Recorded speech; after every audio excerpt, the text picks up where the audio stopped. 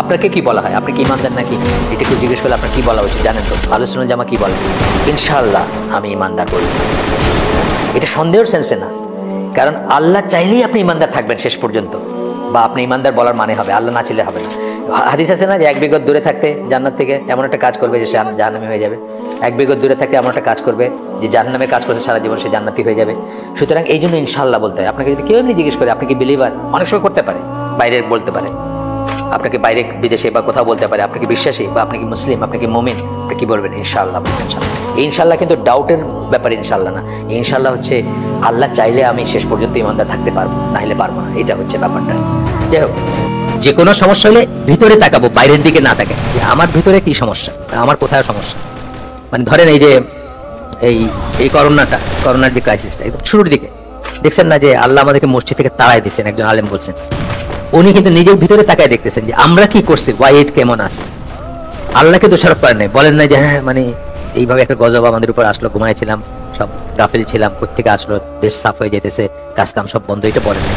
সবসময় তারা ভিতরে ভালো মানুষ যারা মুত্তাকি, তারা কি ভিতরে দেখবেন যে I must have done something wrong, যদি ক্যালামিটি মনে করেন তাহলে। আর ক্যালামিটি মনে না করলে তো আর আছে, ঠিকই আছে। যাই হোক, অনেক সময় ক্যালামিটি মনে করেন না, অনেক একটা জিনিসকে ক্যালামিটি মনে করেন না, টেস্ট মনে করেন, কেউ কোনো একটা অবস্থা মনে করেন যে এটা জাস্ট একটা টেম্পোরারি জিনিস, এটা ঠিক হয়ে যাবে বা এটাই হবে।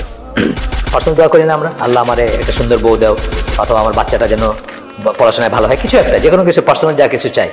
যখন এবার সাপ্লিকেশন যেটা দোয়া, যেটা একান্তে যে দোয়াটা আমরা করি, সেটা যখন চাই, সেটা কবুল হওয়ার একটা শর্ত হচ্ছে কিন্তু দরুদ পড়া, সেটা বা সালাত পড়া। অনেকেই জানি না আমরা, অনেক ভালো ভালো মানুষরা জানেন না, এবং জানেন না বলে যেটা হয় হয়তো সেই দোয়াটা কবুল হয় না। সেই দোয়াটা ঝুলে থাকে, আল্লাহ রাসূলের হাদিস পড়বো আমরা যে দোয়াটা ঝুলে থাকে যতক্ষণ না সালাত পড়া হয়। সুতরাং কি ওটা কোথাও যাচ্ছে না, আপনি খুব কায় মনে আল্লাহর কাছে কিছু চাইতেছেন, কিন্তু ওটা যাচ্ছে না বিকজ আপনি ওটার সাথে দরুদটা পড়েন নাই।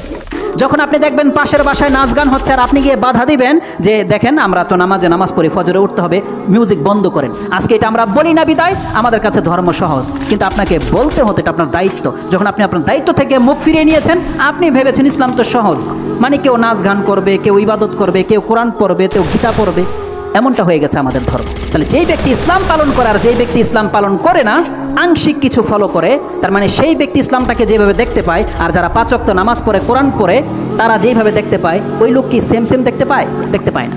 কারণ যদি একই রকম দেখতে পেত, তাহলে তার গালেও দাড়ি গজিয়ে যেত, তার প্যান্ট টাকনার উপরে উঠে যেত, সেও কোরআন পড়তো, সেও আল্লাহ ছাড়ার কাউকে ডাকতো না, সেও নামাজে 5 ওয়াক্ত উপস্থিত হতো।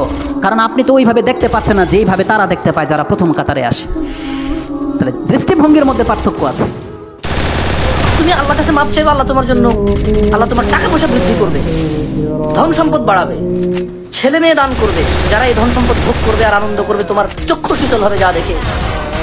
আর তুমি মৃত্যুবরণ করলে আল্লাহ তোমার জন্য জান্নাত তৈরি করবে, যে জান্নাতের নিচে নহর বইবে।